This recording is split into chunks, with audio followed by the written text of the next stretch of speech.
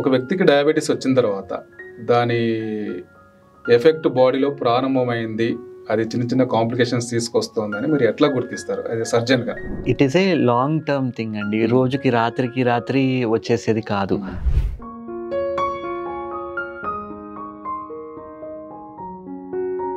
జనరల్గా మీరు సర్జన్గా అవును. డయాబెటిక్ ఫుడ్ని ఎట్లా మీ దగ్గరికి వస్తారు సార్ మీరు? బేసిక్గా ఏమవుతుంది, లాంగ్ టైం డయాబెటీస్ ఉందన్నప్పుడు సెన్సరీ న్యూరోపతి ఉంటుంది, మోటార్ న్యూరోపతి ఉంటుంది. సెన్సరీ అంటే ఏంటి? నొప్పి తెలియడం తగ్గిపోతుంది, వేడి తెలియడం తగ్గిపోతుంది.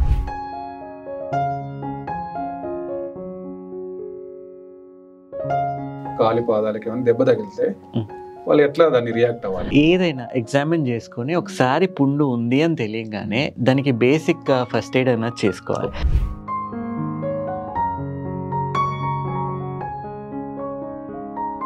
సార్ యాక్చువల్లీ కాలి తగిలే దెబ్బలు కానీ పుండ్లు కానీ ఎందుకు చాలాసార్లు అవి అంటే కాలు తీసేసే దాకా వెళ్తుంటాయి, ఎందుకు అంత కాంప్లికేట్ అవుతుంది? చాలా మంది ఏంటంటే అశ్రద్ధ.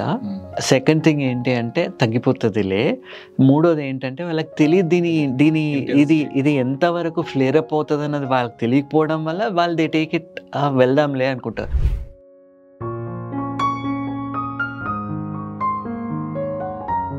వేరికోస్ వెయిన్స్ అనే మనం ఒక మాట వింటుంటాం. డయాబెటీస్ కి వారికోస్ వెయిన్స్ కి ఏంటి రిలేషన్? అంటే వారికోస్ వెయిన్స్ అంటే ఏంటి? స్ట్రేట్ గా ఉండాల్సిన వెయిన్ కాస్త బల్జ్ అయిపోయి ఒక మెలికలు తిరిగిపోయి అక్కడ బ్లడ్ అనేది పూల్ అవ్వడము.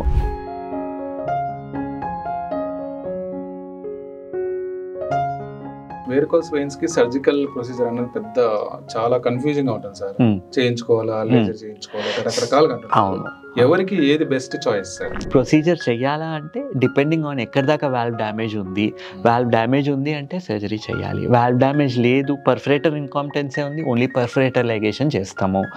లేదు సర్జరీకి ఫిట్గానే లేరు అసలు, వీళ్ళల్లో లేజర్ సర్జరీ లాంటివి ఏమన్నా కన్సిడర్ చేయడం జరుగుతాయి.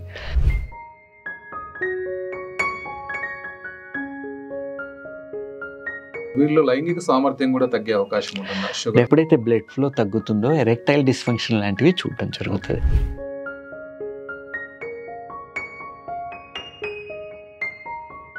పొట్టలో ఏ ప్రాబ్లమ్స్ రావు సార్ షుగర్లో? ఫ్యాటీ లివర్ అన్నది అందరిలో ఉంటుంది. డయాబెటీస్ ఉందన్నప్పుడు ఫ్యాటీ లివర్ ఈ మధ్యలో ప్రతి ఒక్కరిలో కనబడుతుంది.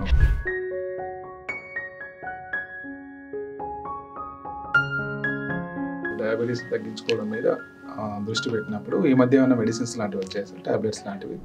వెయిట్ లాస్కి కూడా ఇన్సులిన్ రెసిస్టెన్స్ తగ్గించుకునే దానికి కూడా మెడిసిన్ వచ్చాయి.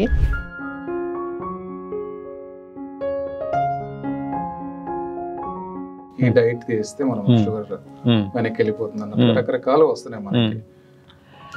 మామూలుగా ఫ్యాట్ డైట్ కానీ, మిల్లెట్స్ కానీ, ఆర్ ఇంటర్మీడియట్ కానీ, ఇవన్నీ ఎంతవరకు హెల్ప్ చేస్తాయి? రెమిషన్ చేసుకోవచ్చు, ఒక పద్ధతి అన్నది ఉండాలి. అండ్ రెగ్యులర్గా డాక్టర్ దగ్గరికి వెళ్ళాలి. నెలకోసారి వెళ్ళి మీ షుగర్స్ ఎట్లా ఉన్నాయి కంట్రోల్ వాళ్ళు చూడాలి.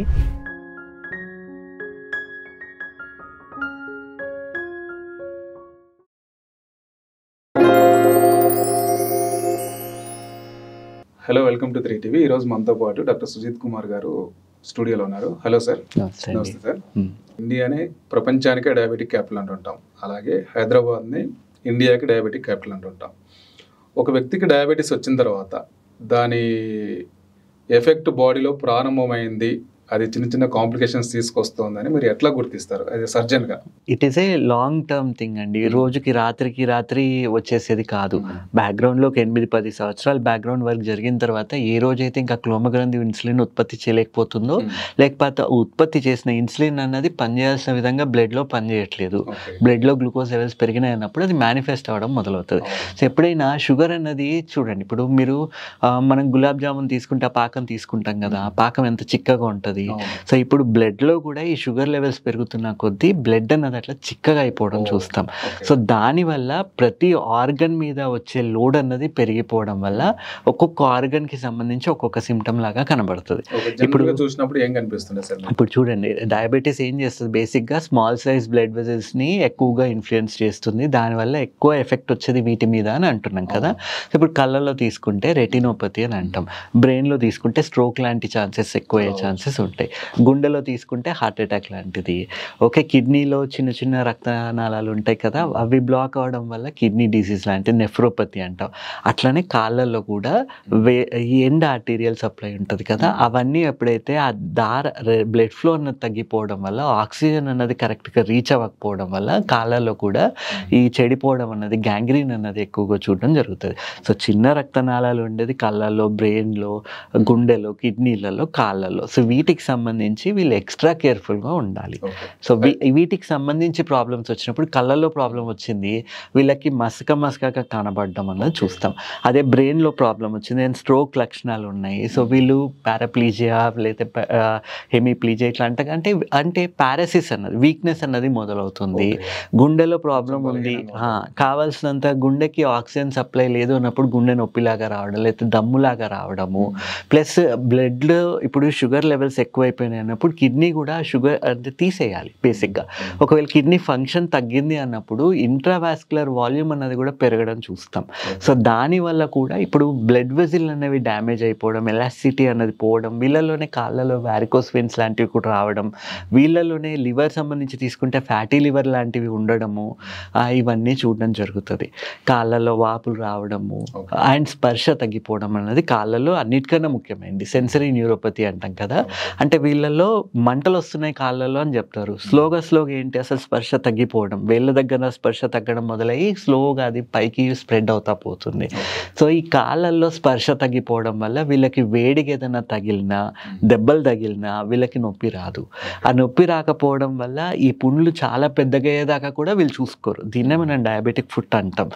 మీరు సర్జన్ గా, అవును, డయాబెటిక్ ఫుట్ ని ఎట్లా మీ దగ్గరికి వస్తారు సార్? బేసిక్ ఏమవుతుంది, లాంగ్ టైం డయాబెటీస్ ఉందన్నప్పుడు సెన్సరీ న్యూరోపతి ఉంటుంది, మోటార్ న్యూరోపతి ఉంటుంది. సెన్సరీ అంటే ఏంటి, నొప్పి తెలియడం తగ్గిపోతుంది, వేడి తెలియడం తగ్గిపోతుంది. అదే మోటార్ న్యూరోపతి అన్నప్పుడు మజిల్ వేస్టింగ్ అన్నది ఉండి ఒక ఆర్చ్ ఏదైతే ఉండాలో కాలికి, ఆర్చ్ అన్నది స్లోగా డ్యామేజ్ అయిపోవడం చూస్తాం. ఫ్లాట్ ఫుట్ లాంటివి డెవలప్ అవ్వడము అండ్ నడుస్తూ ఉంటే రిపీటెడ్గా దెబ్బలు తగలడం, ఇవన్నీ అవుతూ ఉంటాయి. సో వీళ్ళు మా దగ్గరికి వచ్చినప్పుడు ఫస్ట్ ఆఫ్ ఆల్ చూసేది షుగర్లు కంట్రోల్లో ఉంటున్నాయా లేదా. షుగర్ కంట్రోల్లో లేనప్పుడే, ఇప్పుడు రీసెర్చ్ ఏం చెప్తుంది, ఎప్పుడైతే అన్కంట్రోల్ డయాబెటీస్ ఉంటుందో వీళ్ళల్లోనే గ్లైసెమిక్ వేరియబిలిటీ అనేది ఎక్కువ ఉంటుంది. అంటే ఒక రోజు ఫాస్టింగ్ 100 ఉంటే ఇంకో రోజు 400 ఉండడం, అంటే పిచ్చిగా షుగర్ ఫ్లక్చుయేషన్స్ ఉండడం వల్ల ఆర్గన్ డ్యామేజ్ వీళ్ళలోనే ఎక్కువ అవుతుంది. వీళ్ళల్లోనే కాళ్ళలో కానీ గుండెలో ఏదైనా కానీ అన్ని ప్రాబ్లమ్స్ ఎక్కువ అవుతున్నట్టు తెలుస్తుంది. సో ఈ షుగర్స్ కంట్రోల్లో ఉన్నాయా లేదా అనేది ఫస్ట్ చెక్ చేస్తాం.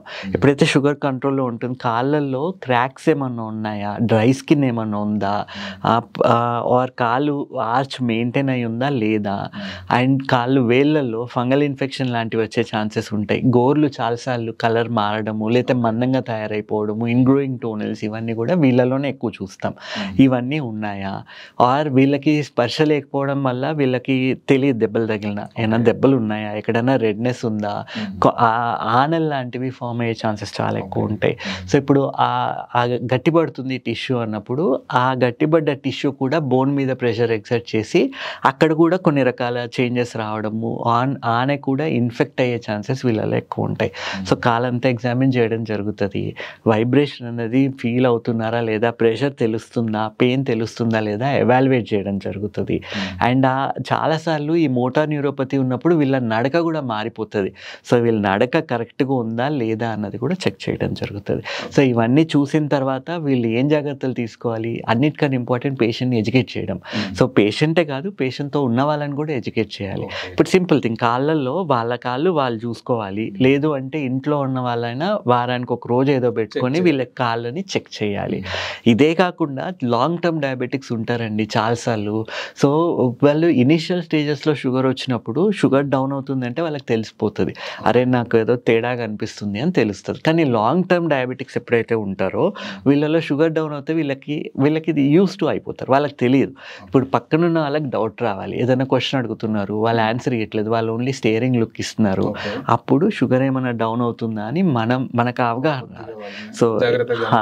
So everything is link to sugar. ఇప్పుడు షుగర్ అన్నది ప్రాపర్ కంట్రోల్లో ఉంటే ఇట్లాంటి ప్రాబ్లమ్స్ రాకుండా ఉంటాయి. షుగర్ పెరిగితే 2-3 రోజుల్లో కంట్రోల్ చేయొచ్చు, ప్రమాదం అంటే అదంతా పెద్ద రిస్కీ కండిషన్ ఏం కాదు. కానీ షుగర్ తగ్గితే మాత్రం 20 minutes to 2 hours లోపల మనం షుగర్ ఇవ్వలేదు, గ్లూకోజ్ ఇవ్వలేదు, ఏదైనా ఫుడ్ ఇవ్వలేదు అంటే వీళ్ళు కోమాలోకి వెళ్ళిపోయే ఛాన్సెస్ ఉంటాయి. సార్ ఇప్పుడు యాక్చువల్లీ మీరు ఫుడ్ గురించి మాట్లాడుతున్నారు. అవును. ఫుడ్కి అంటే పాదాలకి కాలి పాదాలకి ఏమైనా దెబ్బ తగిలితే వాళ్ళు ఎట్లా దాన్ని రియాక్ట్ అవ్వాలి? ఏదైనా ఎగ్జామిన్ చేసుకొని ఒకసారి పుండు ఉంది అని తెలియగానే దానికి బేసిక్ ఫస్ట్ ఎయిడ్ అనేది చేసుకోవాలి. ఓపెన్ పెట్టుకోవద్దు, బేర్ ఫుట్ నడవద్దు. చాలామంది ఏం చేస్తారు, దెబ్బలు తగిలిన లేక అట్లే మట్టిలో నడుస్తూ ఉంటారు. అక్కడ నుండి ఇన్ఫెక్షన్స్ అనేవి ఈజీగా లోపలికి ఎంటర్ అయ్యే ఛాన్సెస్ ఉంటాయి, అక్కడ నుండి ఈజీగా స్ప్రెడ్ అవుతాయి. ఇక్కడ వీళ్ళు బేసిక్ అర్థం చేసుకోవాల్సింది, ఒంట్లో గ్లూకోజ్ ఉండాల్సిన దానికన్నా ఎక్కువ ఉంటుంది. క్రిములకి గ్లూకోజ్ అన్నది ఆహారం. సో ఎంత ఎక్కువ గ్లూకోజ్ దొరికితే అవంత ఫాస్ట్గా పెరుగుతాయి. సో అట్లనే క్రిములు ఏమన్నా బయట నుండి వచ్చి గ్లూకోజ్ అన్నది ఎక్కువ ఉందన్నప్పుడు వాటికి అక్కడ ఎన్విరాన్మెంట్ అన్నది బాగా క్రియేట్ అవుతుంది, ఈజీగా పెరుగుతాయి. సో వీళ్ళు ఆ ఎన్విరాన్మెంట్ని దానికి క్రియేట్ చేయకుండా ఉండాలి. సో కాళ్ళలో ఇప్పుడు అందుకే షుగర్ పేషెంట్స్ ఉంటారు కదా, వీళ్ళని డెఫినెట్గా మనం వైట్ కలర్ సాక్స్ వేసుకోమని చెప్తాం.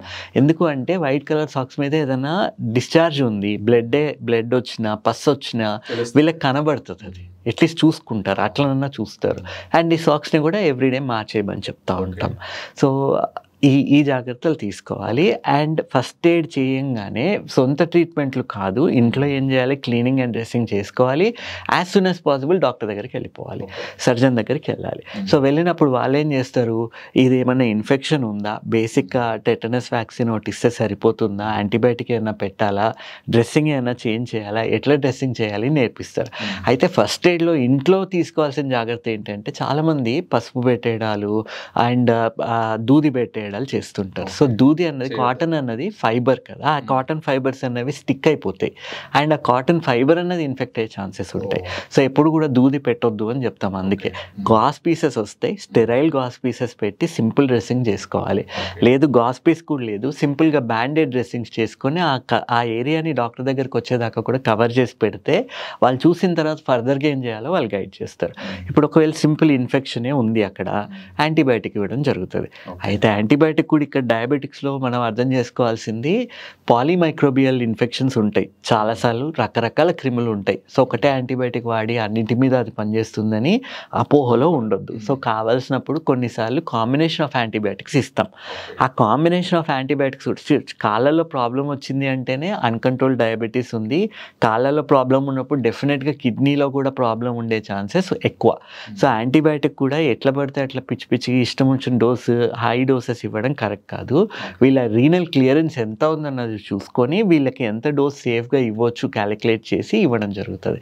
అట్లా క్యాలిక్యులేట్ చేసి ఇచ్చినప్పుడు కొంచెం తక్కువ డోసే ఇవ్వాల్సి వస్తుంది, ఎక్కువ రోజులు ఇవ్వాల్సిన అవసరం ఉంటుంది. అండ్ ఆ ఇచ్చే టైంలో కూడా మళ్ళీ కిడ్నీ ఫంక్షన్స్ కూడా మానిటర్ చేసుకొని ఇవ్వాలి.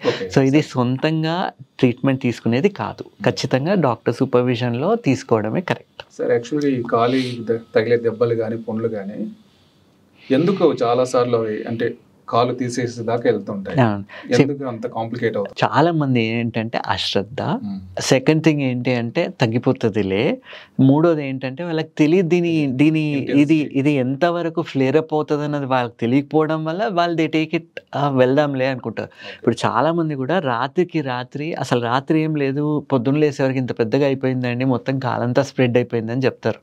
ఇది ఎప్పుడు జరుగుతుంది? షుగర్స్ కంట్రోల్లో లేనప్పుడు అండ్ ప్రాపర్ అవగాహన లేనప్పుడు ఇవన్నీ జరిగే ఛాన్సెస్ ఎక్కువ. సో ఇక్కడ ఏంటి, బేసిక్గా పుండు అన్నది ఇన్ఫెక్షన్ అన్నది వచ్చింది, షుగర్ ఎక్కువ దొరుకుతుంది, ఇన్ఫెక్షన్ అన్నది పెరిగి చీమగడ్డలాగా ఫామ్ అయింది. అప్పుడు కూడా వీళ్ళకి నొప్పి తెలియదు కాబట్టి వీళ్ళు చూసుకోరు. ఆ చూసుకున్నందువరకు అది ఏమవుతుంది, అది కింద అంతా స్ప్రెడ్ అయిపోయి కాలు నుంచి పైకి ఇంకా స్ప్రెడ్ అవుతా సెల్యులైటిస్ అని అంటాం కదా. సో ఆ సెల్యులైటిస్ కూడా ఇంకా ఫ్లేర్ అప్ అయిపోయి ప్లాంటర్ ఫేసైటిస్ క్రియేట్ చేయొచ్చు, నెక్రోటైజింగ్ ఫేసైటిస్ క్రియేట్ చేయొచ్చు, మయోనెక్రోసిస్ అవ్వచ్చు. అండ్ ఈ పస్ అనేది పైకి స్ప్రెడ్ అయ్యి బ్లడ్లోకి ఎంటర్ అయినప్పుడు సెప్టిసీమియాలోకి వెళ్ళి ఆ బ్లడ్ ద్వారా అన్ని ఆర్గన్స్కి కూడా ఇన్ఫెక్షన్ స్ప్రెడ్ అయ్యి మల్టీ ఆర్గన్ డిస్ఫంక్షన్ సిండ్రోమ్లోకి వెళ్ళే ఛాన్సెస్ ఉంటాయి. అప్పుడు ఏమవుతుంది, ఇది వెరీ హై రిస్క్ కిందకి వెళ్ళిపోతుంది. అప్పుడు ప్రతి ఆర్గన్ మీద పడే ఒత్తిడి ఎక్కువైపోయి ఆర్గన్ ఫంక్షన్ తగ్గుతుంది అన్నప్పుడు ప్రతి ఆర్గన్ని మనం సపోర్ట్ చేయాల్సిన అవసరం ఉంటుంది. So IC treatment, higher antibiotics, కొన్నిసార్లు గుండె దాకా బేసిక్గా ఫస్ట్ వచ్చే ఎఫెక్ట్ కిడ్నీల మీద, లంగ్స్ లంగ్స్ మీద వస్తుంది. ఇట్లా సెప్టిసిమియాలోకి వచ్చిందన్నప్పుడు, కిడ్నీ మీద ఎఫెక్ట్ వచ్చిందన్నప్పుడు డయాలసిస్ లాంటి సపోర్ట్ అవసరం పడవచ్చు. లంగ్స్ దాకా ఎఫెక్ట్ వచ్చిందన్నప్పుడు వెంటిలేటరీ సపోర్ట్ అవసరం. ఇవన్నీ కూడా ఎందుకు వస్తున్నాయి? ఇనీషియల్గా ఉన్నప్పుడే మనం ఐడెంటిఫై చేసి సింపుల్ యాంటీబయాటిక్ మొదలుపెట్టి ఒక పద్ధతి ప్రకారం దీన్ని ట్రీట్ చేసుకుంటే అసలు ఎక్కడికి వెళ్ళాల్సిన అవసరం లేదు, హాస్పిటల్కి కూడా వెళ్ళాల్సిన అవసరం లేదు. డాక్టర్ని కన్సల్ట్ అయ్యి ఇంట్లో ఉండి మందులు తీసుకున్నా ఇది తగ్గొచ్చు. కానీ ఈ ఇనిషియల్ టైంలో ఏదైతే ట్రీట్మెంట్ ఇవ్వాలో ఆ టైంలో గోల్డెన్ టైం అంటాం కదా, ఆ టైంలో ట్రీట్మెంట్ అవ్వలేదు, ఇది ఫ్లేర్ అప్ అయిపోయింది, అప్పుడు ఇంట్లో పెట్టి మేనేజ్ చేసే పరిస్థితి ఉండదు. అండ్ ఇంకోటి చిన్నగా ఉన్నప్పుడు ఏంటి, బస్ అన్నది ఎక్కడొచ్చినా కానీ సోర్స్ ఆఫ్ సెప్సిస్ అన్నది మనం తీసేస్తే దీనిలోంచి బయటపడతారు. కానీ ఇక్కడ మనం సోర్స్ ఆఫ్ సెప్సిస్ తీయట్లేదు, అది మొత్తం బాడీ అంతా స్ప్రెడ్ అయిపోయింది. అది ఒక లోకలైజ్డ్ యాబ్సెస్ కాదు, ఇప్పుడు అది దాని ఎఫెక్ట్ అన్నది జనరలైజ్ మొత్తం బాడీ మీద వస్తుంది అన్నప్పుడు ట్రీట్మెంట్ కంప్లీట్గా చేంజ్ అయిపోతుంది. సో సర్జరీ చేయాల్సి వస్తుంది. ఎక్స్టెంట్ ఆఫ్ సర్జరీ కూడా ఇనిషియల్గా చిన్నగా యాబ్సెస్ ఉంది అన్నప్పుడు చిన్నగా చేసి ఆ యాబ్సెస్ మాత్రం డ్రైన్ చేసేస్తాం. కానీ ఇది ఎప్పుడైతే కాలంతా స్ప్రెడ్ అయిందో, మజిల్ అంతా స్ప్రెడ్ అయ్యి కుళ్ళిపోవడం మొదలైందో అప్పుడు ఇంకా మొత్తం కుళ్ళిపోయిన పార్ట్ అంతా తీయాలి. అండ్ ఇది ఒక్క రోజులో కుళ్ళిపోయి ఇది ఆగేది కాదు, అది రోజంతా చెడిపోతుంది. అవును, గ్యాంగ్రీన్ అంటే బేసిక్గా ఎండ్ ఆర్టీరియల్ సప్లై పోయింది. అంటే ఇప్పుడు వేళ్ళల్లో సప్లై చేసే ఆర్టరీ ఒకటి ఉంటుంది, ఆ ఎండ్ ఆర్టరీ అన్నది బ్లాక్ అయిపోయింది, బ్లడ్ సప్లై లేదు, ఆ వేలు చెడిపోవడం జరుగుతుంది. ఇందులో కూడా మళ్ళీ డ్రై గ్యాంగ్రీన్ అని వెట్ గ్యాంగ్రీన్ అని చూస్తాం కదా. సో ఈ డ్రై గ్యాంగ్రీన్ అన్నది క్లియర్ కట్ డిమార్కేషన్ ఉంటుంది. వెట్ గ్యాంగ్రీన్ అనేది అది స్ప్రెడ్ అవుతూ పోతుంది, కొద్ది కొద్దిగా నల్లబడతా పైకి వస్తూ ఉంటుంది. సో ఇప్పుడు మనం సింపుల్ లాజిక్, ఏదన్నా ఖచ్చితంగా సర్జరీ చేయాలి. సో బాడీలో ఏదైనా శరీర భాగం ఏదైనా కుళ్ళిపోతుంది అంటే అది తీసేయాలి. అండ్ సింపుల్ చాలాసార్లు అంటారు చాలామంది పేషెంట్స్ వచ్చి, సార్ ఒక చిన్న గోడుతో మొదలైంది కదా సార్, అది ఇంత పెద్దగా అవుతుందని అనుకోలేదు అని. అదేదో ఇప్పుడు ఠాగూర్ సినిమాలో అంటాడు కదా, మొక్కే కదా అని పీకేస్తే, అసలు ఇది కూడా అంతే, గోరే కదా అని మీరు అశ్రద్ధ చేస్తే అది గోరుతోనే ఆగదు, అది కాలు తీసేయాల్సిన పరిస్థితి రావచ్చు, ఒక్కొక్కసారి ప్రాణానికే ప్రమాదం కూడా వచ్చే ఛాన్సెస్ ఉంటాయి. సో ఏదైనా కానీ దీంట్లో అన్నిటికన్నా కావాల్సింది అవగాహన కరెక్ట్గా ఉండాలి. ఫంగల్ ఇన్ఫెక్షన్ వచ్చింది, ఎందుకు వస్తుంది? షుగర్స్ అనేవి కంట్రోల్లో లేకపోతే ఆపర్చునిస్టిక్ ఫంగల్ ఇన్ఫెక్షన్స్ అనేవి రావడం చూస్తాం. అవి ఎట్లా చూస్తాం? గోరు కలర్ చేంజ్ అవ్వడం చూస్తాం, ఎల్లోగా అవుతుంది, బ్లాక్గా అవుతుంది అన్నప్పుడు ఇనిషియల్గా వస్తే దీనికి యాంటీ ఫంగల్ ట్రీట్మెంట్ ఇస్తాం. అది కూడా పల్స్ థెరపీ అని అంటాం. అంటే ఒక పద్ధతి ప్రకారం మందులు ఇచ్చినప్పుడు మధ్యలో ఒక గ్యాప్ ఇచ్చి మళ్ళీ వాడినప్పుడు ఈ గోరు కూడా ఆ మందం అన్నది పోతుంది, మళ్ళీ సాఫ్ట్ అవుతుంది, గోరు కలర్ కూడా నార్మల్ అవుతుంది. ఒకవేళ చాలా బ్యాడ్గా ఉందన్నప్పుడు ఆ గోరు తీసేసి యాంటీ ఫంగల్ క్రీమ్స్ లాంటివి ఇస్తాం, మళ్ళీ వచ్చే గోరు మళ్ళీ నార్మల్గా వచ్చేటట్టు we will try. Anti fungal cream కూడా కొంచెం ఎక్కువ రోజులు ఇవ్వాల్సిన అవసరం ఉంటుంది. సో తీసుకోవాల్సిన జాగ్రత్తలు తీసుకుంటే ఇది కూడా బయటపడవచ్చు. కానీ చాలా మందికి అవగాహన లేకపోవడం వల్ల దీన్ని పెద్దగా చేసుకుంటారు. షుగర్ ఉంది, షుగర్ ని కంట్రోల్ చేసుకుంటూ కూడా ఆ పాదానికి సంబంధించి తీసుకోవాల్సిన జాగ్రత్తలు ఏముంటాయి? ప్రతిరోజు రోజు కాళ్ళు ఎగ్జామిన్ చేసుకోవాలి. అండ్ ఆ గోర్లు కట్ చేసినప్పుడు కూడా ఆ గోర్ని కార్నర్ లోపల దాకా కట్ చేయకుండా ఫ్లాట్గా కట్ చేసి కార్నర్స్ని ఫైల్ చేయాలి, డీప్గా కట్ చేయొద్దు. అండ్ ఇప్పుడు షుగర్ ఉండడం వల్ల ఏమవుతుంది, ఆటోనమిక్ నర్వస్ సిస్టమ్ ఇన్వాల్వ్ అయిపోయి పొడి చర్మం అన్నది ఎక్కువ రావడము, మంటలు, ఈ డ్రై అయిపోవడం అన్నది, క్రాక్స్ రావడం అన్నది ఎక్కువ చూస్తాం కదా. సో క్రాక్స్ని అశ్రద్ధ చేయొద్దు. కాళ్ళ వెనకాల పగుళ్ళు వస్తాయి కదా, వాటిని అశ్రద్ధ చేయొద్దు. అవి ఉన్నాయి అంటే సింపుల్ ఇప్పుడు ఆయింట్మెంట్స్ ఇస్తాము, కొంచెం ఇంకా అంటే నార్మల్ మాయిశ్చరైజర్ వీళ్ళకి హెల్ప్ చేయట్లేదు కాబట్టి కొంచెం ఇంకా బెటర్ మాయిశ్చరైజర్స్ ఇస్తాము, ఆ క్రాక్స్ అనేవి తొందరగా తగ్గేటట్టు గైడ్ చేస్తాం. సో ఈ పగులు రాకుండా చూసుకోవాలి, కాళ్ళు మొత్తం మాయిశ్చరైజర్ పెట్టుకోవాలి. ఇప్పుడు చాలామంది ఏం చేస్తారు, మాయిశ్చరైజర్ పెట్టుకోమన్నారు కదా ఎప్పుడో ఒకసారి పెట్టుకోండి, అట్లా కాదు. వీళ్ళల్లో వయసు పెరుగుతుంది, షుగర్లు ఎక్కువ అవుతున్నాయి, డ్రై స్కిన్ వస్తుంది అన్నప్పుడు అవసరమైతే రోజుకి 3 సార్లు మాయిశ్చరైజర్ పెట్టాలి. మళ్ళీ మాయిశ్చరైజర్కి మేము ఏదైనా పర్టికులర్ క్రీమ్ వాడాలి అవసరం లేదు, simple vaseline over the counter దొరికిపోతుంది కదా, దాన్నే ఎక్కువసార్లు పెట్టాలి. ఎక్కువసార్లు పెట్టి ఈ వెబ్ స్పేసెస్ ఉంటాయి, కాళ్ళ వేళ్ళ మధ్యలో ఉండే స్పేస్లో అది నిల్వ ఉండకుండా పెట్టిన 2 నిమిషాలకే ఆ ఎక్స్ట్రా ఉన్నదంతా క్లీన్ చేసేయాలి, డ్రై చేసేయాలి. అండ్ కాళ్ళని రోజు ఎగ్జామిన్ చేసుకోవాలి. వైట్ కలర్ సాక్స్ వేసుకోవాలి. ఇంట్లో కూడా బేర్ ఫుట్ నడవద్దు, క్రాక్స్ లాంటివి ఏమన్నా వేసుకొని, సాఫ్ట్గా ఉండే మెత్తగా ఉండే చెప్పులు ఏమైనా వేసుకొని నడవాలి. అండ్ ఎప్పుడైనా కానీ కాళ్ళు కడిగినా ఏదైనా చేసినా ఎప్పటికప్పుడు క్లీన్ చేసుకోవాలి. అంటే తేమ అన్నది లేకుండా చూసుకుంటే ఇన్ఫెక్షన్స్ అనేవి ఫంగల్ ఇన్ఫెక్షన్స్ లాంటివి రాకుండా ఉంటాయి. సరే, ఇప్పుడు ఫుడ్ అయిపోయింది, మనము కొంచెం పైకి వస్తే వేరికోస్ వెయిన్స్ అనే మనం ఒక మాట వింటుంటాం. డయాబెటీస్ కి వారికోస్ వెయిన్స్ కి ఏంటి రిలేషన్? ఇప్పుడు సేమ్ థింగ్ అండి. ఇప్పుడు షుగర్లు ఎక్కువ ఉన్నప్పుడు ఆర్గన్ మీద ఎట్లయితే ఎఫెక్ట్ వస్తుందో బ్లడ్ లో కూడా షుగర్ ఎక్కువైనప్పుడు షుగర్ అనేది ఆస్మోలారిటీని పెంచేస్తుంది. అంటే నీటి శాతం కూడా ఇంకా బ్లడ్ లోకి వచ్చి ఇంట్రావాస్కులర్ వాల్యూమ్ పెరిగే ఛాన్సెస్ ఉంటాయి. అదే కాకుండా కిడ్నీ పనితనం కూడా తగ్గడం వల్ల ఇంట్రావాస్కులర్ వాల్యూమ్ పెరిగిపోవడం చూస్తాం. సో వీళ్ళల్లోనే ఈ బ్లడ్ లో ప్రెషర్ ఎక్కువ అవ్వడం వల్ల, వెజిల్ లోపల ప్రెషర్ ఎక్కువ అవడం వల్ల వెజిల్ డ్యామేజ్ అన్నది ఎక్కువ జరగడము, ఆ బ్లడ్ వెజల్స్ నుంచి లీక్ అవ్వడం, పక్కన వాపు అనేది రావడం చూస్తాం కదా. ఇవన్నీ కూడా ఇంట్రావాస్కులర్ వాల్యూమ్ పెరిగిందన్నప్పుడు కాళ్ళలో వాపులు రావడము, కొన్నిసార్లు లివర్ మీద ఒత్తిడి పెరగడము, పొట్ట లోపల నీరు చేరడం, ఇవన్నీ కూడా వీళ్ళలోనే ఎక్కువ చూడడం జరుగుతుంది. సో ఈ బ్లడ్ ప్రెషర్ అన్నది ఎప్పుడైతే ఎక్కువ అయిపోయి ఎలాసిటీ అన్నది పోతుందో వాల్వ్స్ అన్నది డ్యామేజ్ అయ్యి వీళ్ళల్లోనే అక్కడ బ్లడ్ నిల్వ ఉండడం చూస్తున్నాం. అదే కాకుండా సహజంగా నడిచినప్పుడు కూడా ఏమవుతుంది, కాళ్ళల్లో సూపర్ఫిషియల్ వీనస్ సిస్టమ్ ఉంటుంది, డీప్ వీనస్ సిస్టమ్ ఉంటుంది. అంటే ఇక్కడ బ్లడ్ ఫ్లో ఎట్లా పోతుంది, సూపర్ఫిషియల్లోనేమో కిందికి పోతే డీప్ వీనస్ సిస్టంలో మళ్ళీ హార్ట్కి బ్లడ్ పంప్ చేస్తాయి. కాళ్ళని సెకండ్ హార్ట్ అని కూడా అంటాం కదా. సో ఇప్పుడు ఈ పంపింగ్ సిస్టమ్ అన్నది వీళ్ళు ఎక్కువసేపు కూర్చొని ఉంటున్నారు, బ్లడ్ నిల్వ ఉంటుంది.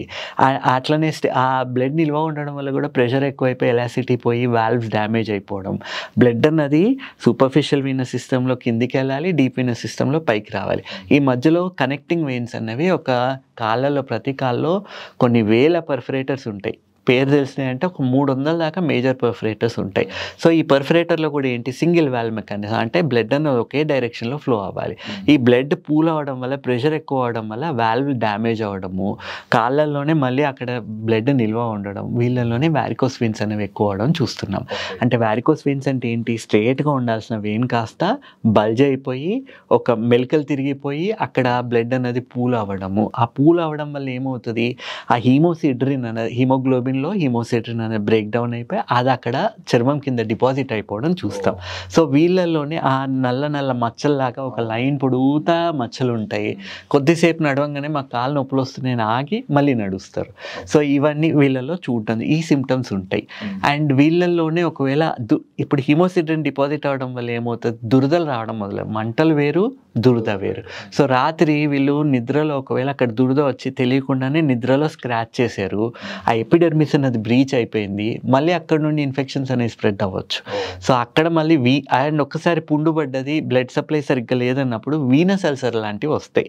సో వీనస్ అల్సర్ ఒకసారి వచ్చింది అంటే ఆ వారికోస్ వెయిన్స్కి కావాల్సిన సర్జరీ మనం చేస్తే తప్ప వీనస్ అల్సర్ అన్నది మానదు, ఆ పుండు మానదు. సో ఆల్రెడీ షుగర్ ఉంది, దాని మీద వీనస్ అల్సర్ ఉంది. సో వీళ్ళల్లో ఇంకా కాంప్లికేషన్స్ ఎక్కువే ఛాన్సెస్ ఉంటాయి. సో దీని ట్రీట్మెంట్ ఏంటి, బ్లడ్ నిల్వ ఉండకుండా ఒక పట్టీ లాంటిది ఇస్తాం, లేదంటే స్టాకింగ్ ఇస్తాం, 4 లేయర్ కంప్రెషన్ బ్యాండేజ్ అన్నది ఇస్తాం. సో ఇవన్నీ ఇచ్చిన తర్వాత కూడా పుండు మానట్లేదు, రోజు చుట్టాలి. ఇంకా అది పొద్దున్న చుట్టుకొని పొద్దున్న చుడితే రాత్రి దాకా ఆ పట్టీ లేని నడవద్దని చెప్తాం. రాత్రి ఏమో ఆ పట్టీ తీసి మళ్ళీ కాలెత్తులో పెట్టి పడుకోవాలి.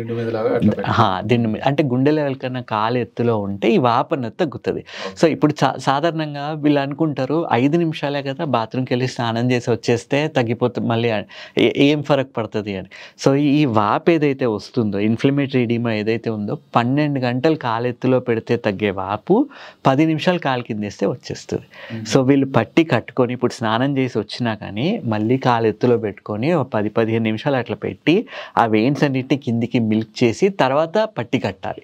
సో అట్లా కట్టినప్పుడు ఏమవుతుంది, ఆ రక్తం అన్నది అక్కడ నిల్వ ఉండకుండా, వాపు రాకుండా వీళ్ళు తొందరగా ఆ పుండు అన్నది మానే ఛాన్సెస్ ఉంటాయి. సో ఇప్పుడు వాపు ఉన్నప్పుడు ఆ పుండు తాగడం కష్టం. అండ్ ఇంకోటి, ఇందాక మనం అడిగిన దానికి అడిషన్, ఈ ఫుట్లో కూడా లెగ్లో కూడా పుండ్లు పడితే మానవని అనుకున్నాం కదా. ఎందుకంటే ఏజ్ పెరిగిన కొద్దీ బ్లడ్ సప్లై తగ్గుతుంది. దాంట్లో డయాబెటీస్ ఉన్న వాళ్ళలో అథెరోస్క్లెరోసిస్ కూడా ఉంటుంది. అంటే బ్లడ్లో ఫ్లో అన్నది బ్లడ్ వెజిల్లో తగ్గిపోతుంది, ఆక్సిజన్ డెలివరీ పుండుకు తగ్గుతుంది. అదే కాకుండా షుగర్ కంట్రోల్లో లేనప్పుడు చిన్న సైజ్ మాంసకృతుల్ని కిడ్నీ ఫిల్టర్ ఉంచుకోలేదు, యూరిన్లో వెళ్ళిపోతూ ఉంటాయి. సో ఏ పుండు మానాలన్నా మాంసకృతులు ఉండాలి, ప్రోటీన్ లేనిది వూండ్ హీల్ అవ్వదు. ఇవన్నిటితో పాటు ప్రెషర్ ఆఫ్ లోడింగ్ అన్నది ఉండాలి, అంటే పుండు మీద ఒత్తిడి రాకుండా మనం చూసుకోవాలి. చూసుకోవాలి. కానీ ఆ పుండు వచ్చింది, దాని మీద నడుస్తూ ఉన్నారు, ఆ పుండు ఎట్లా మానుతుంది? మానదు. ఇవన్నిటితో పాటు పాజిటివ్ మైండ్ సెట్ ఉండాలి. అంటే నాకు అవగాహన పెంచుకుంటాను, నేను అక్కడ బ్లడ్ సప్లై పెరగడానికి, ఆక్సిజన్ పెరగడానికి, పోషక పదార్థాలన్నీ రీచ్ అవ్వడానికి నేనేం చేయాలో అన్నీ చేస్తాను. డ్రెస్సింగ్ కూడా నేను డిపెండెన్సీ కాకుండా నాది నేను చేసుకుంటాను. ఈ అవగాహన అంతా పెంచుకొని పాజిటివ్ మైండ్ సెట్ ఉన్నప్పుడు పుండ్లు తగ్గుతాయి. కానీ హ్యావింగ్ సెడ్ ఇవన్నీ చెప్పిన తర్వాత కూడా 2 వారాల నుంచి 2 నెలల దాకా టైం పట్టొచ్చు. So it is a complex thing. దీని మధ్యలో డిమోటివేట్ అవ్వకుండా చూసుకోగలిగితే బాగా తగ్గుతాయి. ఓకే, వేరికోస్ వెయిన్స్ కి సర్జికల్ ప్రొసీజర్ అనేది పెద్ద చాలా కన్ఫ్యూజింగ్ గా ఉంటుంది సార్. చేయించుకోవాలా, లేజర్ చేయించుకోవాలా, రకరకాలుగా ఉంటుంది. అవును, ఎవరికి ఏది best choice sir? Varicose veins అన్నప్పుడు జనరలైజ్గా చెప్తాం, కానీ దీంట్లో మళ్ళీ సబ్ క్లాసెస్ అంటే బ్లోన్ అప్ వారికోస్ వెయిన్స్ అంటాం కదా, అంటే కింది నుంచి ఈ తొడ దాకా కూడా తొడ దగ్గర ఉండే వెయిన్ ఏదైతే ఉంటుందో సెఫెనా ఫిమోరల్ జంక్షన్ అంటాం, ఆ వాల్వ్ డ్యామేజ్ అయిందా లేదా చూడాలి ఫస్ట్. ఒకవేళ ఆ వాల్వ్ డ్యామేజ్ అయింది అనుకోండి, ఇక్కడ నుంచి ఇక్కడ దాకా తొడలో ఏదైతే ఉందో వెయిన్ స్ట్రిప్ చేసేస్తాం. అండ్ కింద కాల్లో ఏదైతే ఉందో పర్ఫరేటర్ ఇన్కాంపిటెన్స్ అంటాం. అంటే నేమ్డ్ పర్ఫరేటర్స్ కొన్ని ఉన్నాయి, పెద్ద పెద్ద పర్ఫరేటర్, అంటే అవి డ్యామేజ్ అయిపోతే ప్రాబ్లం చాలా ఎక్కువ. సో అవి ఎక్కడ ఉన్నాయో పర్ఫరేటర్స్ మార్క్ చేసుకొని ఆ పర్ఫరేటర్ని లైగేట్ చేయడం జరుగుతుంది. సో ఇది చేయడం వల్ల ఏమవుతుంది, ఆ రక్తం ఉన్నది అక్కడ నిల్వ ఉండదు, పుండ్లు కూడా తొందరగా మారడం జరుగుతాయి. సో ఇప్పుడు సర్జరీ అందరూ ఫిట్గా లేరు అన్నప్పుడు ఆల్టర్నేటివ్ ట్రీట్మెంట్స్కి మనం ఆలోచిస్తాం. ఏంటి, ఇప్పుడు లేజర్ చేసి దాన్ని అబ్లేట్ చేయడము, ఇవన్నీ ఎప్పుడు చేస్తాం? ఐడియల్గా సర్జరీ చేసేస్తే ఉన్న వెయిన్ మొత్తం తీసేస్తున్నాము, ఇంకే ప్రాబ్లం ఉండదు. ఎవరైతే సర్జరీకి ఫిట్గా ఉండరో వాళ్ళల్లో ఇంకా ఆ సర్జరీకి తీసుకోలేం కాబట్టి ఇవి నెక్స్ట్ ఆల్టర్నేటివ్గా ఇవి చేయడం జరుగుతుంది.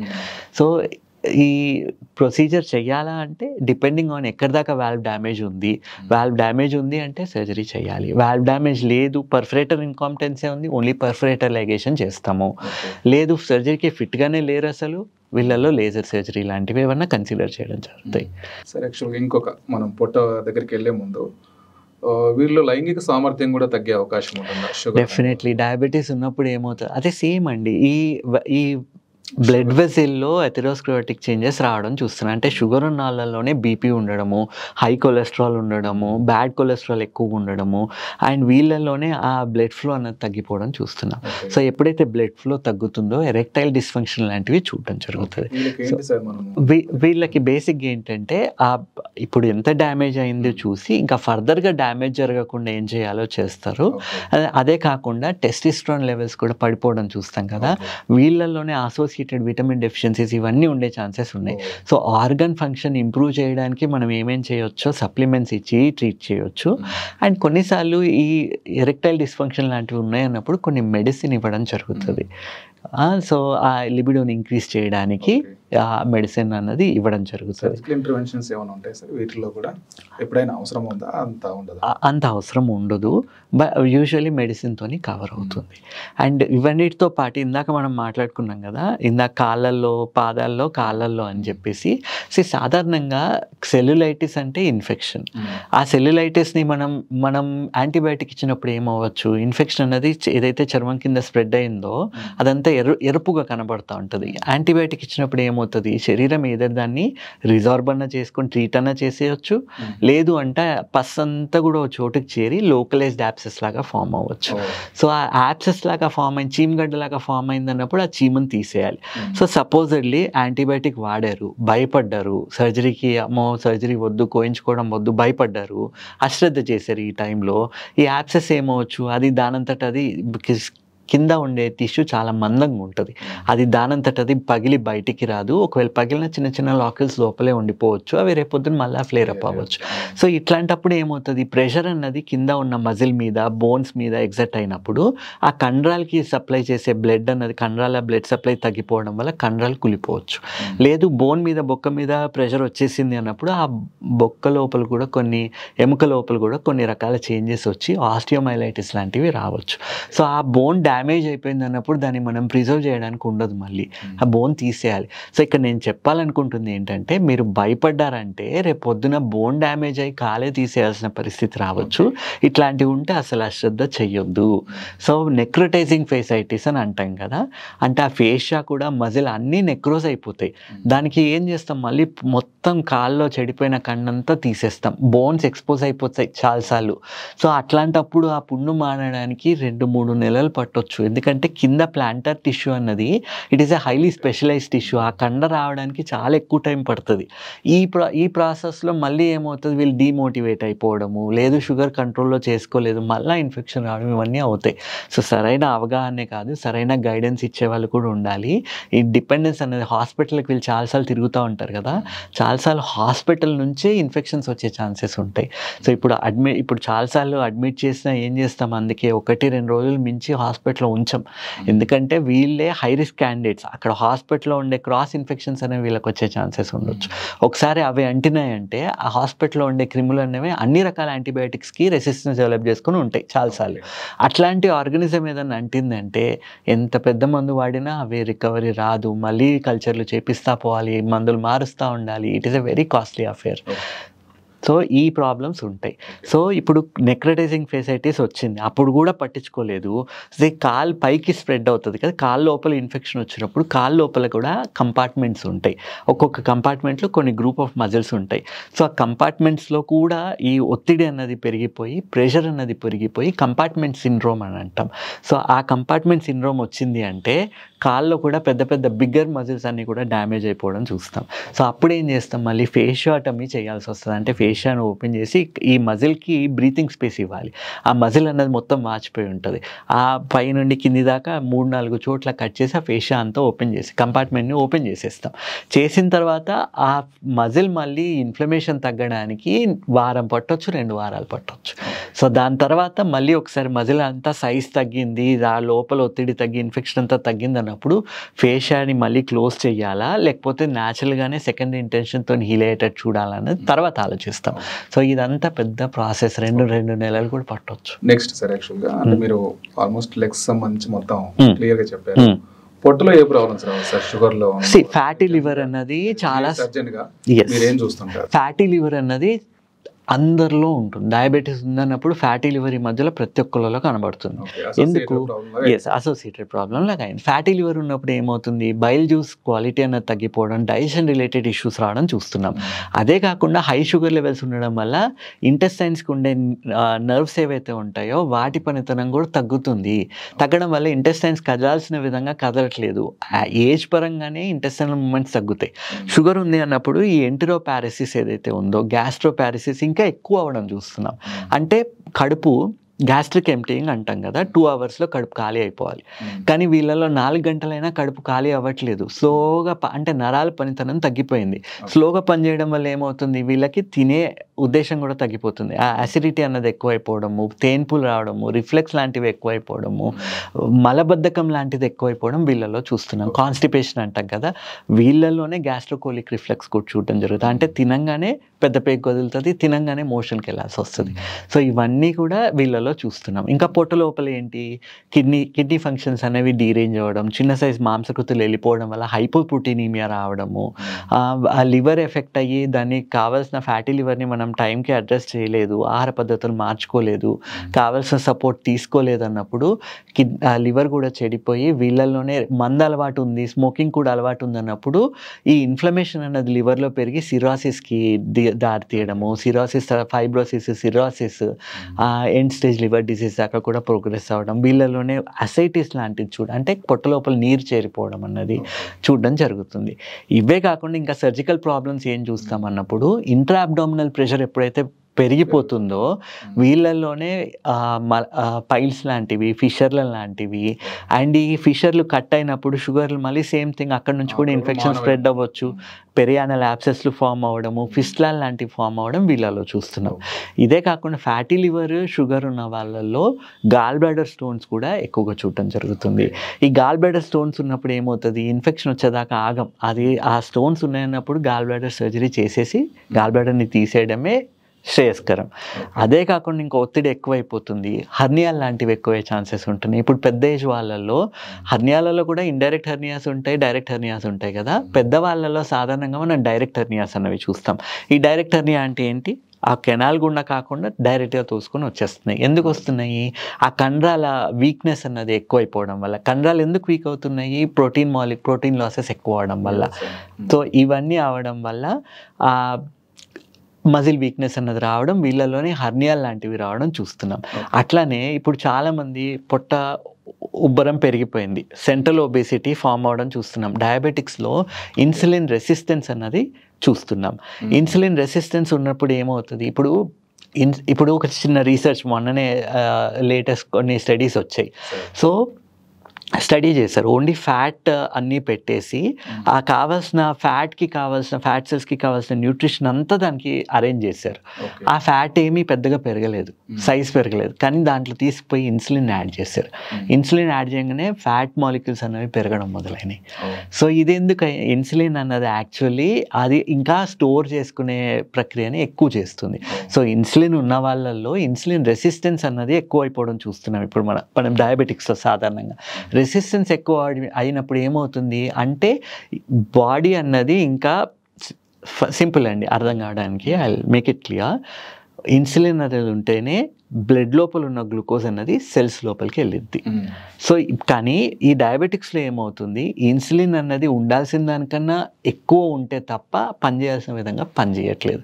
సో క్లోమగ్రంథి అన్నది ఇన్సులిన్ని ప్రొడ్యూస్ చేస్తా పోతుంది. ఇప్పుడు సెంట్రల్ ఒబేసిటీ ఉన్న వాళ్ళలో అందరిలో దాదాపు ఇన్సులిన్ రెసిస్టెన్స్ ఉంటుంది. దీన్ని తెలుసుకోవడం ఎట్లా? మళ్ళీ ఫాస్టింగ్ ఇన్సులిన్ లెవెల్స్ చేయాలి. ఇన్సులిన్ లేక కాదు, ఉండాల్సిన దానికన్నా ఎక్కువ ఉంటుంది, అంత ఉంటే తప్ప ఇది పనిచేయట్లేదు. ఓకే, సో ఇప్పుడు ఇన్సులిన్ రెసిస్టెన్స్ తగ్గడానికి మళ్ళీ మందులు వచ్చాయి. సో ఇప్పుడు ఇన్సులిన్ రెసిస్టెన్స్ ఉన్న వాళ్ళలోనే ఫ్యాటీ లివర్ ఉంటుంది, డైజెషన్ ఇష్యూస్ ఉంటున్నాయి, వీళ్ళలోనే అన్ని రకాల ఇన్సెన్సిటివిటీతో పాటు అంటే మందులు వాడకుండా తగ్గించుకునే అవకాశం ఉందా రెసిస్టెన్స్ని? లైఫ్ స్టైల్ ఉంది. లైఫ్ స్టైల్ చేంజెస్తో పాటు మనం విటమిన్ కరెక్షన్స్ అన్నీ చేసుకొని అవగాహన అన్నది క్రియేట్ చేయాలి. ఏం తినకూడని కొన్ని పదార్థాలు ఉన్నాయి. ఇప్పుడు హైలీ రిఫైన్డ్ కార్బోహైడ్రేట్స్ ఉంటాయి కదా, వాటిని కొంచెం అవాయిడ్ చేయాలి. ఇప్పుడు అన్నం కూడా ఎంత కావాలో అంతే తినాలి, ఓవర్గా తీసుకోవడం వల్ల కూడా ఇది అవుతుంది. ప్యాక్డ్ ఫుడ్స్ ఏవి కరెక్ట్ కాదు. అండ్ ఈ షుగర్ స్వీట్గా ఉండే అన్నీ అవాయిడ్ చేయాలి. సో లైఫ్ స్టైల్ చేంజెస్తో పాటు విటమిన్ సప్లిమెంట్స్ కూడా కావాలి. అండ్ ఈ మధ్యలో వస్తున్న లేటెస్ట్ మెడిసిన్ ఇన్సులిన్ రెసిస్టెన్స్ని తగ్గించడానికి కూడా హెల్ప్ చేస్తుంది. సో బరువు ఇప్పుడు స్టడీస్ ఏం చెప్తున్నాయి, 5% నుంచి 10% తగ్గితే ఫ్యాటీ లివర్ అన్నది గ్రేడ్ 1, 2 ఉన్నప్పుడు అది రివర్స్ అవుతుంది. కానీ అది ఆల్రెడీ ఒక లెవెల్కి ప్రోగ్రెస్ అయిన తర్వాత బరువు తగ్గినా పెద్ద యూజ్ ఉండట్లేదు. ఇంకా ఇంకొక 2 వైటల్ ఆర్గాన్స్ లంగ్స్ అండ్ హార్ట్కి సంబంధించి ఏ ఎఫెక్ట్ పడవచ్చు? బ్లడ్ వెజిల్స్ అన్నవి చిన్నగా అయిపోవడం వల్ల ఇప్పుడు టెన్షన్ పడితే అన్నిటికన్నా ముందు కాంట్రాక్ట్ అయ్యేవి కరోనరీ ఆర్టరీస్ కాంట్రాక్ట్ అవుతాయి. సో ఇప్పుడు ఆల్రెడీ కరోనరీ ఆర్టరీ అన్నది బ్లడ్ ఫ్లో తగ్గిపోయింది దాంట్లో, అండ్ అది మీరు టెన్షన్ పడ్డారు, అది ఇంకా కన్స్ట్రిక్ట్ అయిపోయింది, హార్ట్ అటాక్ లాంటివి వచ్చే ఛాన్సెస్ చాలా ఎక్కువ. అండ్ ఇస్కెమిక్ హార్ట్ డిసీజ్ అంటే ఏంటి? ఆ గుండెకి కావాల్సిన ఆక్సిజన్ సప్లై అవ్వట్లేదు. గుండెకి కావాల్సిన ఆక్సిజన్ సప్లై అవ్వట్లేదు అంటే ఒకటి దారసన్నం అయిపోయి ఉండొచ్చు, లేదంటే ఆ బ్లడ్ వెజిల్ అన్నా ఒక్లూడ్ అయిపోయి ఉండొచ్చు, లేదంటే మనం టెన్షన్ పడ్డప్పుడు మనం కన్స్ట్రిక్ట్ చేసన్నా ఉండొచ్చు. సో ఇవి కాదా. ఇంకోటి పల్మనరీ వెజల్స్ కూడా ఎవ్రీథింగ్ ఈజ్ లోడెడ్. ఇప్పుడు అన్నిటికీ బ్లడ్ ఫ్లో తగ్గడం వల్ల అవయవాల పనితనం తగ్గుతూ వస్తుంది. వీళ్ళు ఆక్సిజనేషన్ అనేది ఎట్లనైతే నార్మల్గా ఆక్సిజన్ తీసుకున్నప్పుడు ఆ ఆక్సిజన్ అనేది బ్లడ్ వెజిల్లోకి వెళ్ళడం కూడా తగ్గిపోవడం చూస్తున్నాం. ఇప్పుడు కళ్ళలు ఇంకా ఇది అయిపోయింది. ఇంకా బేసిక్గా మెటబాలిజం అన్నది తగ్గడం, థైరాయిడ్ గొంతుకు వస్తే థైరాయిడ్ రిలేటెడ్ ఇష్యూస్, డయాబెటీస్ ఉండి ఈ డయాబెటీస్ అన్కంట్రోల్డ్ ఉన్నప్పుడే ప్రాపర్ కేర్ తీసుకోలేదన్నప్పుడు వీళ్ళల్లోనే పోను థైరాయిడ్ ఇష్యూస్ రావడం చూస్తున్నాం. ఇది ఒక ఎండోక్రైన్ ప్యాకేజ్ లాగా అయిపోయింది. అండ్ ఇంకోటి పొట్ట లోపల తీసుకున్నప్పుడు ఆడవాళ్ళలో తీసుకుంటే ఈ పాలీసిస్టిక్ ఓవేరియన్ డిసీజ్ అని అంటున్నాం కదా, ఇవన్నీ కూడా రావడం, హార్మోన్ ఇంబ్యాలెన్సెస్ ఎక్కువైపోవడము, ఇవన్నీ చూడడం జరుగుతుంది. జనరల్గా మన కంటికి బేసిక్గా ఈ రెటినోపతి లాంటివి ఎక్కువైపోతున్నాయి. అందుకే మనం ఏం చెప్తాం, ఇయర్కి ఒకసారి రెటినా స్క్రీనింగ్ చేయించుకోండి, 2Dకో చేయించుకోండి అని చెప్తాం. 2Dకో అండ్ ఒకవేళ ఏదైనా డౌట్ఫుల్ కేసెస్ ఉన్నాయి, చెస్ట్ పెయిన్ ఉంది, వీళ్ళలోనే TMT లాంటిది లేదు, TMTకి ఫిట్గా లేరు అన్నప్పుడు CT యాంజియో లాంటిదన్నా చేయించుకోమని చెప్తాం. అండ్ ఇయర్కి ఒకసారి అల్ట్రాసౌండ్ ఆఫ్ ది అబ్డామిన్ చేసుకొని అసలు లివర్ ఎట్లా ఉంది, గాల్ బ్లాడర్ ఎట్లా ఉంది, ఇంటెస్టైన్స్లో ఎంత మార్పులు ఉన్నాయా, ఆ కిడ్నీలు ఎట్లా పనిచేస్తున్నాయి, ప్రాస్టేట్ ఎట్లా. ఇప్పుడు పెద్దవాళ్ళల్లో ఎల్డర్లీ పీపుల్ ఏమవుతుంది, ప్రాస్టేట్ అనేది కూడా పెరిగే ఛాన్సెస్ ఉన్నాయి. మగవాళ్ళల్లో ప్రాస్టేట్ పెరగడం వల్ల ఏమవుతుంది, బ్లాడర్ అన్నది, యూరినరీ బ్లాడర్ అనేది, మూత్రాశయం అనేది కంప్లీట్గా ఖాళీ అవ్వదు, కొంత మూత్రం అనేది నిల్వ ఉండే ఛాన్సెస్ ఉంటాయి. సో ఇంతకుముందు ప్రాస్టేట్కి కూడా ఆపరేషన్ చేసేవాళ్ళం. ఇప్పుడు లాస్ట్ 15 ఏళ్ళ నుంచి కూడా మనం మందులే ఇస్తున్నాము. మందులతోనే ప్రాస్టేట్ అన్నది మెత్తగా అవడం, ష్రింక్ అవడం చూస్తున్నాం. లోపల యూరిన్ నిల్వ ఉండకపోతే యూరిన్ ఇన్ఫెక్షన్స్ తగ్గుతున్నాయి, కిడ్నీ మీద పడే లోడ్ కూడా తగ్గుతుంది. సో ఇవన్నిటికీ స్క్రీనింగ్ చేస్తాము. కాళ్ళల్లో కూడా బేసిక్ స్క్రీనింగ్, క్లినికల్ ఎగ్జామినేషన్ చేయడము, న్యూరోపతి రిలేటెడ్ టెస్ట్లు ఏమన్నా చేయడం అన్నది ఇయర్కి ఒకసారి రికమెండ్ చేయడం జరుగుతుంది. ఇవే కాకుండా విటమిన్ కరెక్షన్స్ కూడా చేయడం జరుగుతుంది. జనరల్ సర్జన్గా సర్జరీస్ చేసేటప్పుడు డయాబెటీస్ అంటే డయాబెటీస్ ఉన్న వాళ్ళు ప్రీ ఆపరేటివ్, పోస్ట్ ఆపరేటివ్ ఏ కాంప్లికేషన్స్? బేసిక్గా షుగర్ అన్నది కంట్రోల్లో లేకపోతే అసలు సర్జరీకి తీసుకోము. ఎందుకంటే ఛాన్సెస్ ఆఫ్ ఇన్ఫెక్షన్ అన్నది చాలా ఎక్కువ అయిపోతాయి. అదే కాకుండా ఎక్కడైతే కట్ చేస్తాం కదా, ఆ కట్ చేసిన వూండ్ కూడా హీల్ అవ్వాలి అంటే షుగర్స్ కంట్రోల్లో ఉండాలి. ఎప్పుడైతే షుగర్స్ కంట్రోల్ ఉండవో పోస్ట్ ఆపరేటివ్ రికవరీ అనేది సరిగ్గా ఉండదు. 2 to 4 weeks కూడా పట్టొచ్చు. అండ్ చాలాసార్లు ఇప్పుడు హర్నియా సర్జరీస్ చేస్తాం, మెష్ వేస్తాం కదా, షుగర్లు కంట్రోల్లో లేనప్పుడు ఆ మెష్ ఇన్ఫెక్ట్ అయ్యే ఛాన్సెస్ కూడా కొంచెం ఎక్కువ అయిపోతాయి. సో అందుకే ప్రీ ఆపరేటివ్గా వీళ్ళని ఆప్టిమైజ్ చేస్తాం. షుగర్ గురించే కాదు, అన్ని రకాల విటమిన్స్, ఐరన్ అన్నీ కరెక్ట్ చేయడంతో పాటు వీళ్ళలో యాంగ్జైటీ కూడా ఉండడం కొంచెం ఎక్కువ శాతంగా చూస్తున్నాం. అంటే అందరూ కూడా సర్జరీ అంటేనే కంగారు పడతారు. వీళ్ళు సహజంగానే ఇంకెక్కువ కంగారు పడే మనస్తత్వం ఉంటుంది చాలా మందిలో. సో వీళ్ళని కౌన్సిల్ చేయడము, వీళ్ళని ప్రిపేర్ చేయడం, అవగాహన పెంచడము. కంగారు ఎప్పుడు అవుతుంది, ఆ పరిస్థితి ఏంటి, ఆ సర్జరీ ఏంటి తెలియనప్పుడు, ఎందుకు చేస్తున్నామో తెలియనప్పుడు కంగారు అవుతుంది. సో ఈ పర్టికులర్ కండిషన్ గురించి వాళ్ళని ఎడ్యుకేట్ చేయడం జరుగుతుంది. ఎడ్యుకేట్ చేసిన తర్వాత వి ఎంకరేజ్ దెమ్, వాళ్ళు మళ్ళీ వచ్చి వాళ్ళు క్వశ్చన్స్ అడగమని చెప్తాం. వాళ్ళ ఆ పర్టికులర్ వాళ్ళని నా వీడియోస్ అన్ని చూసిన తర్వాత మళ్ళీ ఆ పెన్ పేపర్ చూసి వాళ్ళ క్వశ్చన్స్ అన్ని రాసేసుకుంటారు. రాసుకొని ఈ డౌట్స్ వచ్చినాయి సార్ అని మళ్ళీ వస్తారు. సో వాటిని అన్నిటినీ మనం క్లారిఫై చేస్తాం. సో ఎప్పుడైతే ఈ ప్రీ ఆపరేటివ్ కౌన్సిలింగ్ జరుగుతుందో వాళ్ళు ఓటీకి వెళ్ళినప్పుడు ప్రశాంతంగా వస్తున్నారు. వాళ్ళు అంటే చక్కగా అర్థం చేసుకొని వస్తున్నారు. ఇప్పుడు ప్రీ ఆపరేటివ్ ఆప్టిమైజేషన్ చేసినప్పుడు హాస్పిటల్లో ఉంచేది కూడా ఒకటే రోజు, యూజువల్లీ ఒకటే రోజు. అండ్ ఎమర్జెన్సీలో తీసుకుంటే తప్ప ఈ ప్రీ ఆపరేటివ్ ఆప్టిమైజేషన్ అని చేస్తాం. కానీ ఈ డయాబెటిక్ ఫుడ్స్ ఉంటాయి, ఎమర్జెన్సీలో వస్తారు, ఆ రోజు సర్జరీ చేయలేదు అంటే వీళ్ళకి పొద్దునకి అది మొత్తం కాలికి స్ప్రెడ్ అవ్వచ్చు, ఇంకా బాడీకి లైఫ్కి రిస్క్ ఉండొచ్చు. అన్నప్పుడు ఇమ్మీడియట్గా షుగర్ని కంట్రోల్ చేయడానికి యాక్ట్రపిడ్ లాంటివి ఏమన్నా ఇచ్చి అది ఒకసారి షుగర్ కంట్రోల్లోకి వచ్చింది అనగానే దెన్ వి ఆపరేట్. సో అందరిలో అన్నీ శాస్త్రీయంగా ఇట్లే జరగాలని కాదు. కొన్నిసార్లు ఎమర్జెన్సీస్ ఉన్నాయన్నప్పుడు మనం ఏది ఇంపార్టెంట్ అన్నది చూసుకొని ఫస్ట్ ఆ సర్జరీ అన్నది చేసేయడం జరుగుతుంది. ఎలెక్టివ్గా చేసినప్పుడు మాత్రం మనం మొత్తం ప్రిపేర్ చేస్తాం. సో పోస్ట్ ఆపరేటివ్గా ప్రీ ఆపరేటివ్ ఇంకోసారి ఒకవేళ షుగర్స్ కంట్రోల్లో లేవు, టాబ్లెట్ ఈస్ నాట్ హెల్పింగ్ అన్నప్పుడు ఇన్సులిన్ మీద పెట్టడం జరుగుతుంది. ఆ ఇన్సులిన్ మీద పెట్టి ఒకసారి కంట్రోల్లోకి వచ్చింది అన్న తర్వాతనే మనం ప్రొసీజర్ తీసుకుంటాం. ఇప్పుడు ఎమర్జెన్సీలో చేస్తాం చాలాసార్లు. ఎమర్జెన్సీ తర్వాత కూడా ఇప్పుడు ఎప్పుడైనా కానీ హై షుగర్స్ ఉన్నాయన్నప్పుడు ఇన్ఫెక్షన్స్ అన్నవి మోస్ట్ కామన్గా చూస్తాం. అండ్ ఆ ఇన్ఫెక్షన్ తీస్తే తప్ప షుగర్ కంట్రోల్లోకి రాదు, షుగర్ కంట్రోల్లోకి వస్తే తప్ప పుండ్లు మానవు. సో ప్రతిదీ ఒకదానికొకటి లింక్ అయి ఉంటుంది. సో ఎమర్జెన్సీలో సర్జరీ చేసి ఇన్ఫెక్షన్ ఎప్పుడైతే తీసేస్తామో ఆ యాంటీబయాటిక్ మొదలు పెట్టిన తర్వాత ఇన్ఫెక్షన్ కంట్రోల్లోకి వస్తుంటే షుగర్లు కూడా కంట్రోల్లోకి వస్తాయి. సో మేబీ ఒక 2-3 రోజులు హాస్పిటల్లో ఉండి ఆ 2-3 అవర్స్కి ఒకసారి 4 అవర్స్కి ఒకసారి ఇన్సులిన్ అంటే షుగర్ మానిటర్ చేస్తా అవసరం పడితే ఇన్సులిన్ ఇవ్వాల్సి వస్తుంది. సో ఒక 3 daysలో అసలు ఎంత per day requirement of insulin ఏంటి అన్నది చూసిన తర్వాత వాళ్ళని ఇంటికి పంపేటప్పుడు ఎంత డోస్ సెట్ చేయాలన్నది సెట్ చేసి పంపడం జరుగుతుంది. సో పుండు మానేదాకా కొంతమందికి ఇన్సులిన్ మీద ఉండాల్సిన అవసరం ఉంటుంది. సో ఒకసారి పుండు మానిందన్న తర్వాత మళ్ళీ ఇన్సులిన్ని తీసేసి టాబ్లెట్స్కి షిఫ్ట్ చేయొచ్చు. సార్ ఫైనల్గా జనరల్గా ఇప్పుడు మనం డయాబెటీస్ తగ్గించుకోవడం మీద దృష్టి పెట్టినప్పుడు ఈ మధ్య ఏమైనా మెడిసిన్స్ లాంటివి వచ్చాయి సార్, టాబ్లెట్స్ లాంటివి? వెయిట్ లాస్కి కూడా ఇన్సులిన్ రెసిస్టెన్స్ తగ్గించుకునే దానికి కూడా మెడిసిన్ వచ్చాయి.